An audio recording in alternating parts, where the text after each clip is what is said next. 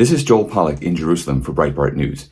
Yesterday, on Sunday, November 12th, I had the opportunity to visit the northern border of Israel, the border with Lebanon, where the Israeli military is facing off against the Iranian-backed terror group Hezbollah, which occupies southern Lebanon in violation of UN Security Council Resolution 1701, which ended the 2006 Second Lebanon War.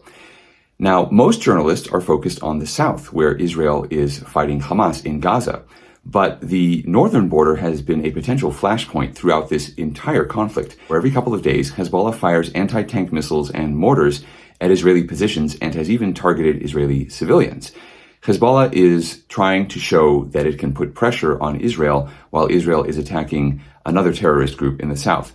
There's the risk that this could open a northern front in the war and force Israel to divide its attention. And that's precisely what Iran wants. And therefore, this war could erupt at any moment. The Israeli government has evacuated all of the communities near the border, and they don't allow anybody within 2 kilometers of the border. But I was able to get within a couple hundred meters of the border. And when I arrived there, the first thing I noticed was the smell. You smell the burnt trees, because when the Hezbollah missiles land, they set fields on fire. I was in an avocado orchard that had been set on fire recently by a Hezbollah missile.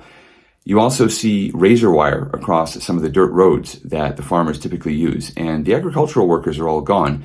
Only a few are allowed in just to make sure that the irrigation systems are working, that they can perform basic maintenance, but they're not allowed to harvest anything. This is now a closed military zone.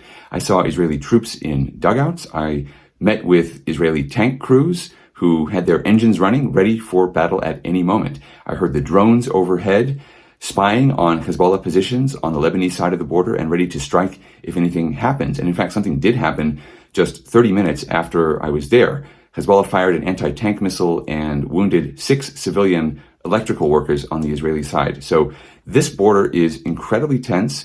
The world is focused on Gaza, but the Lebanese border could become the next front in this war. And if and when it does, we will cover it at Breitbart.com. For Breitbart News in Jerusalem, I'm Joel Pollak.